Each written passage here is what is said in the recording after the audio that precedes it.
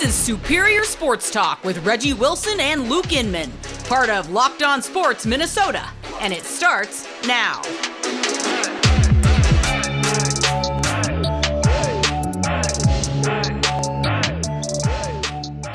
Back in the lab, Reggie and Luke back at it. Another episode of Superior Sports Talk presented by Locked On Sports Minnesota. What's happening, Reggie? Happy Thursday. We're almost there. Happy Thursday. Almost to that lovely, lovely day we call Friday. But we can't skip out on Friday Eve. So let's get into it. Yes, sir. Got another big show lined up talking which Minnesota Vikings cracked the latest top 100 NFL list. Plus, talk some Twinkies. Plus, later, I'm putting Reggie on the hot seat with what does it mean. It's all coming up on Superior Sports Talk. But first, save time and money when using Rock Auto. Rock Auto is a family-served business serving do-it-yourselfers like Reggie and I for over 20 years. Reliably low prices for every customer, brake parts, tail lamps, even new carpet for your vehicle. Go to rockauto.com today and see all the parts available for your car or truck. Right, Locked On in their How Did You Hear About Us section so they know we sent you. That's rockauto.com. All right, we're 2 months away from the NFL football season when week one of the preseason kicks off. NFL expert Pete Prisco from CBS releases top 100 players. Quick snapshot of his rankings. The top five go like this: Aaron Donald, Aaron Rodgers, Mahomes, Josh Allen, Cooper Kupp, Tom Brady right behind him at number 6. The Minnesota Vikings have 3 players represented in the top 100 club: Justin Jefferson at 13, Dalvin Cook at 41, and Harrison Smith squeaks in there at number 99. Let's start there before we get into the Packers, the NFC North, the entirety of the list. Reggie, Vikes have one of the best 13 players in the NFL in JJ. Pretty cool. He's the third-ranked receiver on the list behind Kupp and Davante Adams. Dirty Harry, again, just squeaks in. Any quick takeaways from the Vikings' 3 players on the list? It's interesting that his top 10, kind of after you get past like the quarterbacks and Kupp, like, he's going defense. He's going offensive tackle. He's going cornerback with Jalen Ramsey. And it's so interesting, too, that on his list of top 100 players is JJ at the third wide receiver on the list. But JJ couldn't get any first-team All-Pro consideration. It's kind of weird to see that. It's like, well, if he's the third best receiver in the league, why couldn't he get any love? I mean, where's Debo? You know what I mean? Like, why isn't he behind Debo on this list? And I think it's interesting too that, just after one rookie year, Micah Parsons is right behind Justin Jefferson. You're like, wow. Okay, that's what we're doing. I think it's pretty justified, the 3 players. I think for the novice of the population that, they know about the Vikings, but they don't know about the Vikings. I think these are the 3 players that you would probably expect to be on here. Teams that make the playoffs, go deep in the playoffs, just tend to get a little bit more love, a little bit more spotlight on specific players, too, that can get highlighted a little bit more. Touching on the NFC North, check this out. Packers have 5 guys on the list. What's scary, they would have had 6 had they not traded Davante Adams, who landed number 11 on the list. Goes like this: Rodgers 2, Jair Alexander 25, Devondre Campbell 63, Rashawn Gary 64, and Kenny Clark 92. 4 defensive players in the top 100. Sheesh. They just added 2 more first-rounders to the mix. They lose Devontae. Just how different is the identity of this Packers team going to seem when we sit down and watch them turn into a defensive-led unit? Or is this still the Aaron Rodgers show, and it just really doesn't matter who's lined up out wide for him? So it's always going to be the Aaron Rodgers show as long as he's there. But that doesn't necessarily mean that's going to be the strength of the team. This team has gone through a considerable makeover on offense. They lose Devontae. They bring in Sammy. They draft Christian. I think what's interesting to see is the team is always going to be like an Aaron Rodgers team. As long as he's there, their identity is always going to be through them. But, as we kind of saw with Peyton Manning, I don't think Aaron Rodgers' like skills are eroding like Peyton Manning's did down the stretch in Denver. But, Peyton Manning was still Peyton Manning. So as long as he was out there, like he was going to be the guy that people were going to be talking about, that people were going to be focusing on. But Peyton Manning was burnt pie his last year in the league. Like he was barely getting those ducks out there. And noodle arm. yeah, it really wasn't that fun to watch. But like that defense was nasty and it carried them. And look, a healthy A.J. Dillon, Aaron Jones, that running game is going to be dynamic. And Rodgers is going to do what he needs to do to keep the team in the game. And to, he's going to do some dynamic things because he's Aaron Rodgers and that's just what he does. But I think the team is really probably going to develop more as a defensive-minded team, a defensive-first team, and that's going to be a very great compliment to Aaron Rodgers because it's going to mean that he doesn't have to necessarily do everything to put them in positions to win. It's a good comparison you bring up with that Peyton Manning Bronco-led Super Bowl champion squad because you're right, Peyton was not the Peyton we were used to seeing, but that was a championship-style defense, number one in the league at the time with a young Von Miller and a couple other studs in the mix. Packers kind of got the same thing going here, low blueprint. Rodgers get a little long in the tooth, probably his last 2-3 years in the league, at least at this peak Rodgers we're used to. And they're just going heavy defense, man. 4 in the top 100. They had 2 more first-rounders into the mix. And that's without guys like Darnell Savage, who was a first-rounder, and a couple other, pretty rock-solid guys defensively that didn't necessarily crack the top 100 list. Rest of the NFC North, the Bears, the Lions, not that fun to look at if you're one of those teams fans this morning. The Bears and Lions have a combined 1 player on the list, 22 starters, 2 ball clubs, that's 44 starters, and 1 guy makes the cut. You want to guess who it is? Take a stab. On the Bears? Yeah, which 1 guy made the top 100 list from the Bears or Lions team? I'm thinking it's going to be defense. I'm thinking he's a former St. Louis Ram. Getting warmer, heating up. How about hot. Robert Quinn for 100? Bing. Robert Quinn for the Bears at 72. That's it, though. The Bears, of course, traded away Khalil Mack. He's 43 on the list, but no Roquan Smith. No, for the Lions, T.J. Hawkinson, Frank Ragnow, Taylor Decker, Penei Sewell. Remember, we talked about the PFF's offensive line rankings, and the Lions came up 3rd on that list, yet not one single guy from that unit cracked Prisco's top 100 players. So too bad. Better luck next year, I guess. Chargers had the most of any other team on the list with 9 guys. Justin Herbert, Derwin James, Bosa, Mack, Keenan Allen, Corey Linsley, Austin Eckler, J.C. Jackson, and Rashawn Slater, who was just a rookie last year.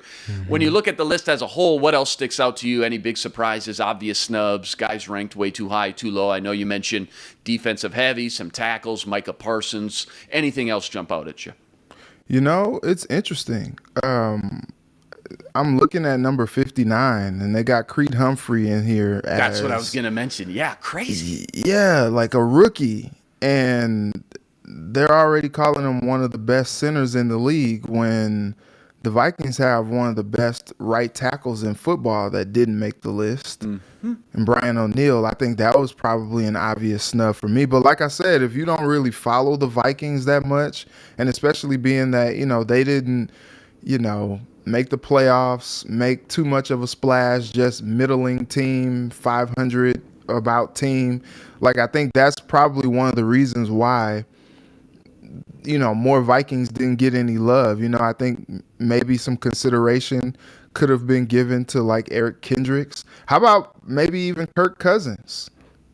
Right. I know he's a little bit of a lightning rod sometimes to talk about, but top why 5 not? Statistically in a lot of categories every year. With those stats, man, I would have put him on this list. But, with who is on here, I think it's kind of hard to kind of say like, okay, who comes off the list if he's on the list.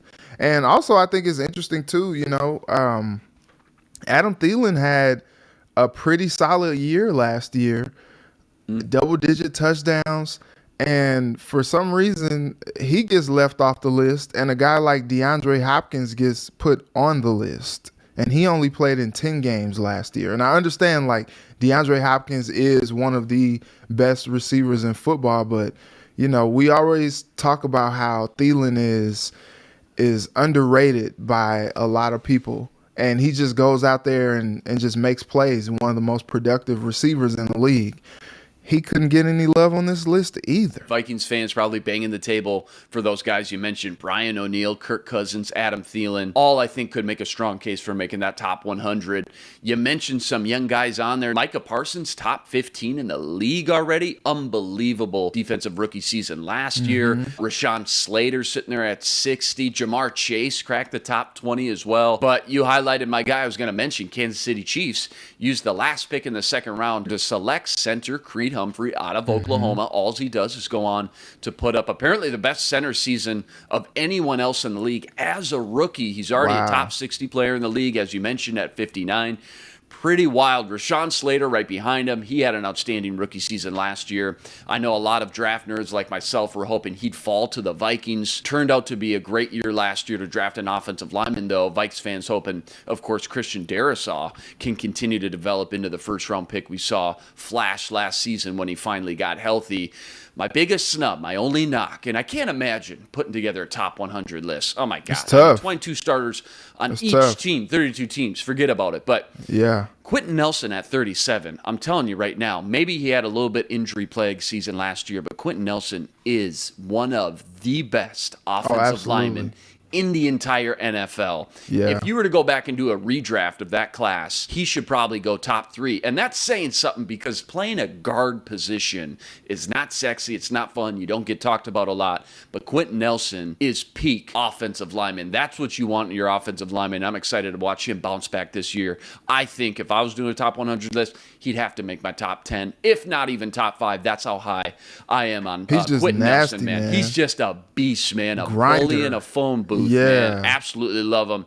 And love when he gets a little bit of attention, because, again, guard positions, they're not going to get talked about a lot. Quentin Nelson, though, you can flip on some highlights of him. Even him as a guard is pretty fun to watch. Tossing people out the club, man. Yeah, exactly, man. Yeah, you don't even have to pay him. Yeah, I know I don't work here. No, I don't work here. I just do this for fun on the weekends. Yeah, a little light workout. All right, coming up, talk some Twins and their chances at winning a World Series ring. Plus, later, I'm putting Reggie on the hot seat with what does it mean. But first, our partners at BetOnline continue to be your number one source for all your betting needs. Find all the latest odds, news, and sports info, including this year's basketball finals, Major League Baseball, fights, and even NFL futures.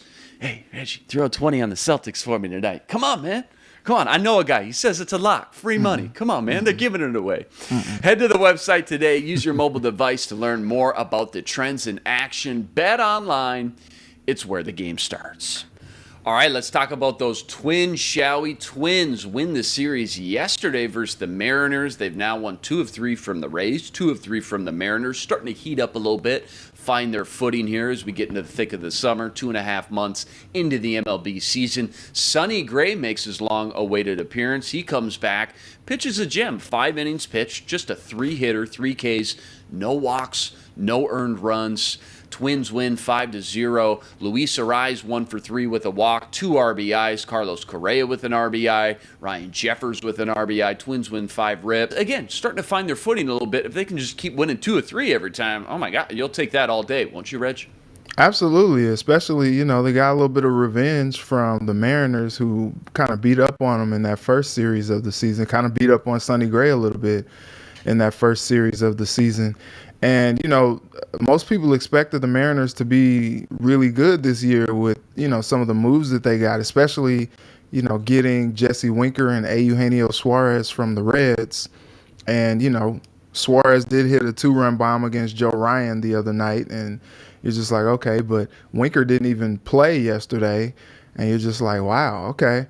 All right, well, let's beat up on these Mariners then. You know, I said on the Sportscast last night at CARE, due to them what was done to me. They got beat 5-0 on Monday, and then Tuesday, they come back. No, I'm sorry, on Tuesday, and then on Wednesday, they come back and beat them 5-0. It's just like, all right, here we go. It's funny because we saw a lot of like 1 for 3, 1 for 4, 1 for 5 in the lineup yesterday, but they were making those hits count when it mattered most, and they were able to, get those 5 runs. Look, I kind of cautioned myself to like temper my expectations, and I was telling everybody else in Carolland to do the same because, Joe Ryan came back after an extended absence and got roughed up a little bit. And then Sonny Gray came back and, so much hype was around like, oh man, like the Twins, they did what they had to do, and now bring in the reinforcements. Here we go. So Joe Ryan's back. Sonny Gray is back. Oh man. And then Joe Ryan's like, boom, boom, boom. You're like, oh wait, maybe we need to chill a little bit, let him get his feet set a little bit more. Let's temper the expectations with Sonny too. Sonny's like, no, I'm good. I'm going to mow everybody down. 3 hits, scattered, 3K, 5 strong innings, no runs. It's all good. I got this, guys. I'm a vet. I got this. It's all good. I was talking to one of my teammates last night, and we were just talking about how the Twins are maybe like 1 or 2 good starting arms away from just being an elite pitching staff. When Joe Ryan and Sonny Gray are not like the first and second option in that rotation, like how scary of a rotation could it be if they went out and took a swing at a guy that, is an ace type material, 1 or 2 of those pitchers? And it's funny because, there's going to be a decision to be made about Carlos Correa coming up. And you're like, what do you do? Well, if his money comes off the books, I think they go swing for a starting pitcher. And maybe they try to strike a deal for one at the deadline, knowing that, this deal with Correa is up in the air, whether or not he stays or goes. And I think he's enjoying himself with the Twins so far. They're winning, so that's a reason enough to enjoy. His batting average is up over 300 now, so that's great. Even with the 1 for 4, 1 for 5 yesterday that he did. And I think that's pretty exciting when you talk about the Twins, seeing them in first place, several games ahead of the Guardians, and the pitching hasn't necessarily been the greatest. You're like, man, we can get behind this.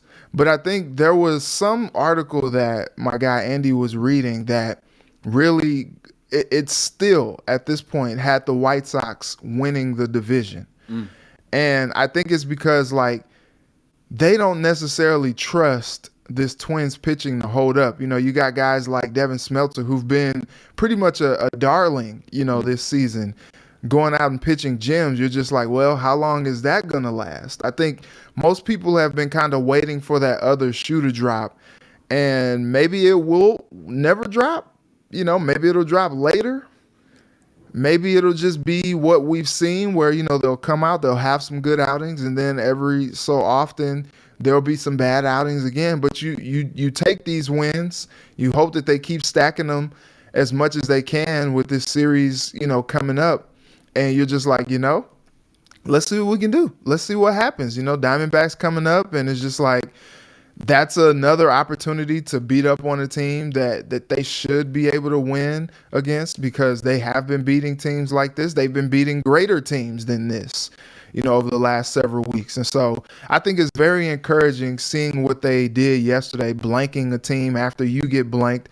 The resiliency of this team just seems to be at an all-time high. No matter how bad it looks at any point this season, they've been able to come back, bounce back, and respond well to some bad performances. They don't let those things linger at all, and they come back and they bounce back with good games, and that's encouraging to see as they move forward to the season. But like, still so much season left. It's a marathon, not a sprint. I think White Sox fans and fans of the AL Central, they want to know if the White Sox are going to make one of these blockbuster deals at the trade deadline, because this was supposed to be the year. This is supposed to be it. And they're still in the hunt. I mean, this thing's not over by a long shot.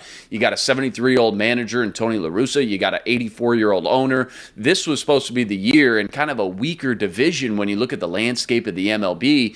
In this AL Central, you go get one or two studs here at the deadline, and then, boom, you can make a push. We see it happen in the second half of the season every year in the MLB. So I'm going to keep tabs on that. ESPN's latest MLB power rankings were released. The Minnesota Twins staying at 11th with 4 AL teams ahead of them. The Yankees, Blue Jays, Astros, and Rays. Now, the Guardians are now just 4 spots back from the Twins after heating up now these past 2-3 weeks.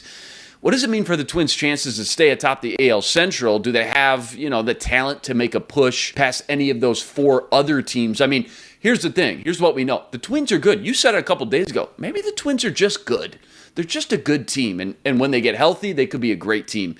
But can they make a push past any of these other top teams in the AL? Yankees, Astros, Rays, or Blue Jays? Are they on that level, that tier 1? The bats are, for sure. I mean, we saw it in the last several series. I mean, they hit with the Yankees. They call them the Bronx Bombers, but the Twins were hitting bombs too.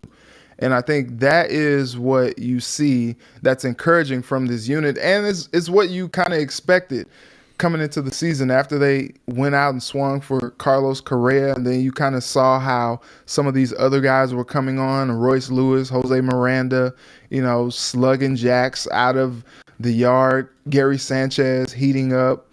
I think the sky's the limit when it comes to the bats.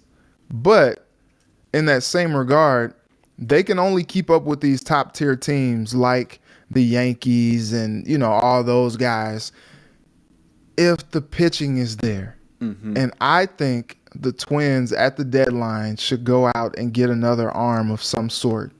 They were in good shape with Chris Paddock, but now he's on the shelf.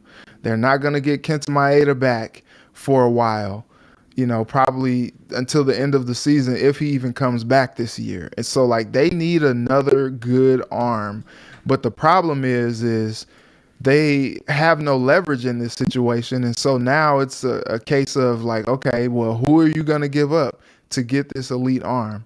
Do you stand pat and just hope and pray that guys like, Ryan, Gray, Ober, Bundy, guys like that, Archer, are going to continue to help you. Smeltzer are going to continue to be at the level that keeps you atop the division, or at least fighting for a playoff spot. Because if you're just going to be good with standing pat there, then maybe you take a swing in the offseason where you don't have to give up any of those prospects. But I think in order for the Twins to really compete for a championship this year, I think they need to go out and get another arm.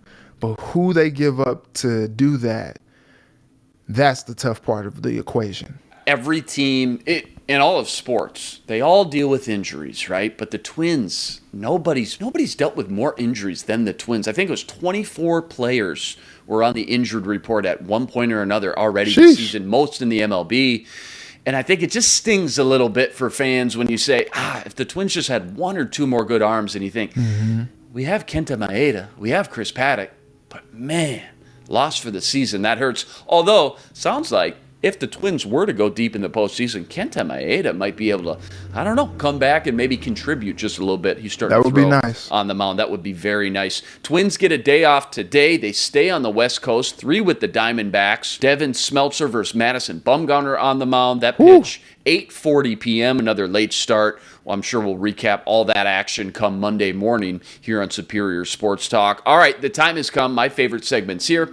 I'm putting Reggie on the hot seat with What Does It Mean? Covered all the latest hot topics in Minnesota sports. First up, Game 1 of the Stanley Cup kicked off last night with the Colorado Avs taking Game 1 in OT versus the Lightning. Reggie, we called the Avs the best team in the NHL all season, ever since we started this show 2.5 months ago. Clear cut, they're the best team, number 1 in the NHL. What does it mean, the Lightning's chances of coming back from this early deficit, knowing the talent of their opponent? Is this going to be one of those gentleman sweeps, Avs win 4-1, or Lightning are no joke? They've won the last 2 Stanley Cups for a reason. Can they make this thing competitive and push, 6-7 games? Absolutely. I think this series is going at least 6 games. Based on what happened last night alone, they get out to the 2-1, 3-1 lead, and all of a sudden you're just like, like the Avalanche, whew, goodness gracious, this team is just far and away the best team in hockey. And then all of a sudden, the heart of a champion, the Lightning, come back and tie that thing up, and it goes to OT. And you're just like, man, never underestimate the heart of a champion, because, 2-time defending Stanley Cup champions. And this team doesn't mess around. They've looked dead in the water a few times during this postseason, and they've come back. The Maple Leafs, I remember how that started in that series to start the playoffs. The Rangers series, you're just like, oh man, is this it? Is this the team that's going to take them down? They finally got to Vasi, and all of a sudden they just turned it on and whooped up on the Rangers to end that series. It was just like, dang, they didn't even have a chance. It looked so promising at first, and then they just took their hearts from them. And so I think because they have that championship pedigree, I think they're going to be in every game, and they are going to do what they have to do to push this to 6 or 7 games. And we need that, okay? We're not ready for this to be over that fast. Nobody wants to see a gentleman's sweep, maybe except for the people that live in Denver and Colorado. Nobody wants to see that. Let's go 6, let's go 7.